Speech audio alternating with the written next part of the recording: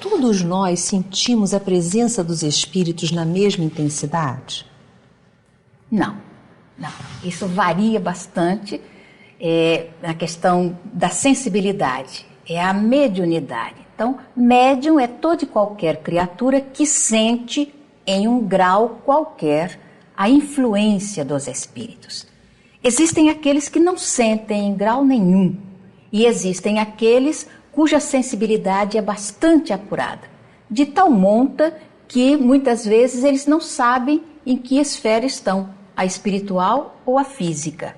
E as outras gradações menores, onde a gente sente uma presença, a inspiração que chega. Às vezes você começa a falar com uma certa dificuldade e tal, e de repente deslancha. Você que é expositor e que é comunicadora deve sentir isso. Às vezes a dificuldade e outras vezes uma facilidade muito grande. É a inspiração, é a presença deles. Na mesma forma também no aspecto negativo. Você começa a discutir com uma pessoa e aquilo vai num crescendo e você vai descobrindo coisas e mais coisas para dizer, para agredir a outra pessoa. Também diz respeito a presenças.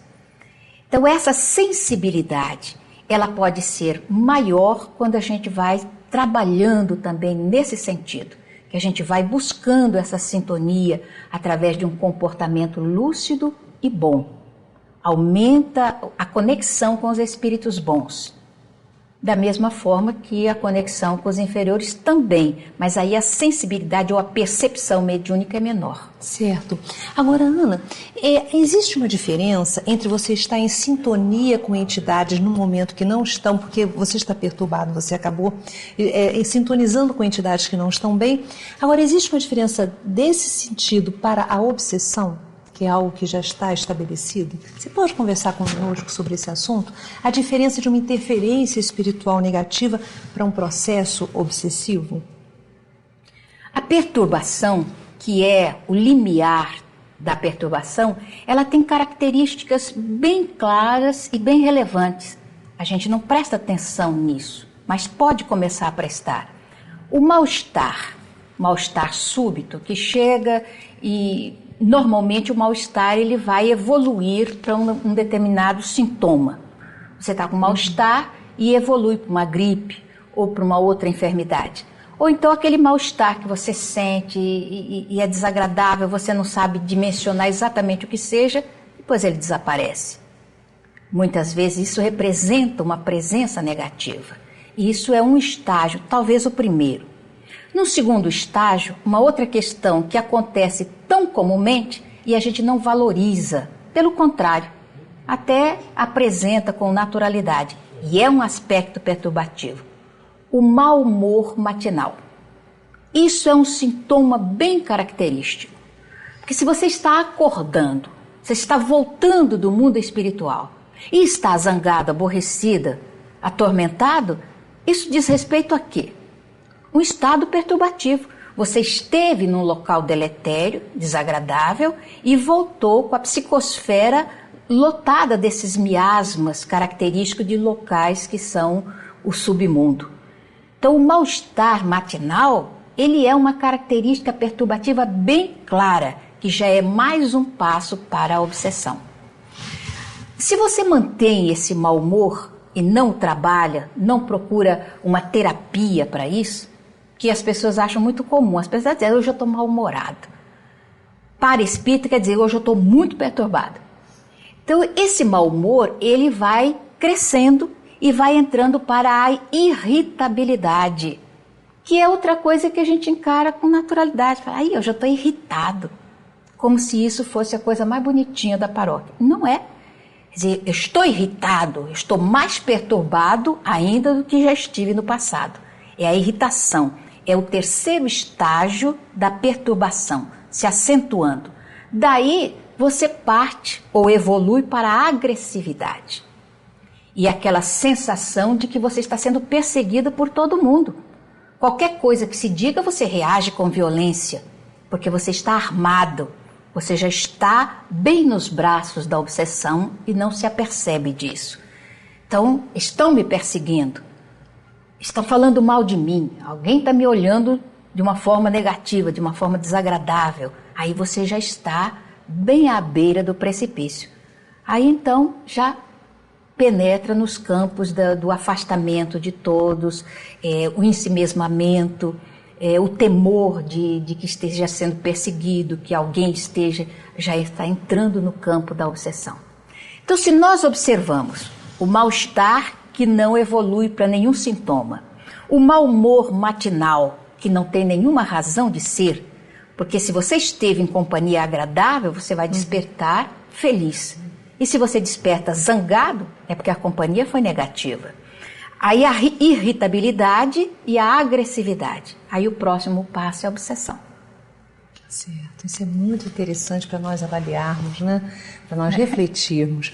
Ana, o que a casa espírita pode nos trazer para nos auxiliar nesse processo? O esclarecimento. Mas não é esse esclarecimento das palestras fantásticas, bonitas, lindas que as pessoas fazem, mas é essa conversação que elucida, que esclarece. É como o educandário que o Dr. Bezerra diz. Então nós vamos conversar sobre obsessão, mas conversar mesmo, esclarecendo.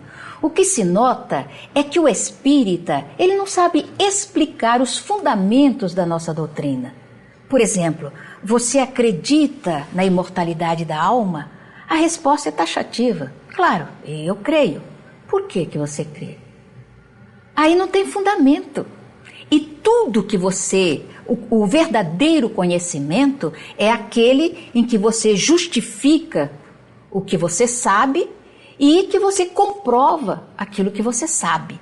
Se não for assim, não é um conhecimento. E se não houver um conhecimento real, não vai haver o esforço para domar as tendências negativas, que são as consequências ético-morais.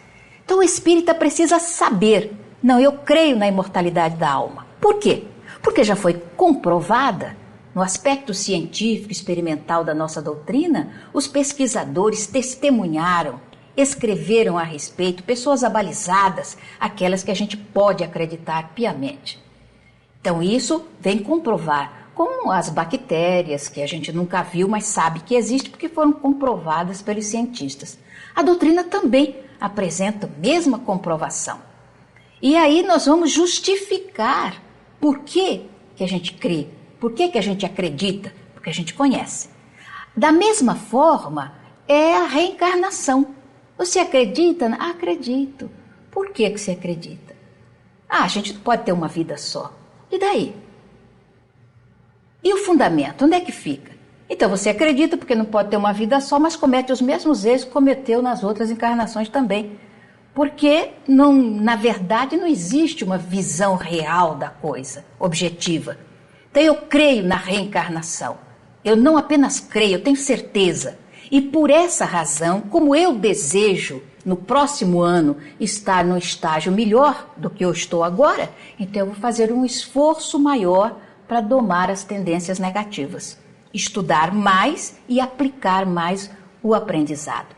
A casa espírita precisa dar essa visão para os seus acompanhantes, seus seguidores, para que eles tenham a força necessária para perdoar, para desculpar, para compreender e para conviver com as diferenças, a visão ética da existência e superar. Você não está aqui para ser amado, você está aqui para amar. E se no caminho do amor você consegue ser amado também, graças a Deus, que coisa boa. Muito bom. Suas palavras finais, Ana. É uma alegria muito grande estar aqui com vocês novamente nesse programa que nós acompanhamos durante tantos anos e que era muito querido do Seu Guimarães. Então nós deixamos para os companheiros essa visão da doutrina espírita, crescer sempre, procurando através do conhecimento, do estudo sistemático da nossa doutrina, de uma convivência harmônica com os companheiros e através da verificação constante do comportamento íntimo para a melhoria de tudo. Então desejamos que os espíritas vejam assim e toda a humanidade também assim veja, porque a dor não chega apenas para um, chega para todos. E a compreensão da dor também não é só para um, é para todos nós. E a presença de Deus como Pai é a demonstração de que somos os partícipes de uma grande família. Obrigada, Ana, pela sua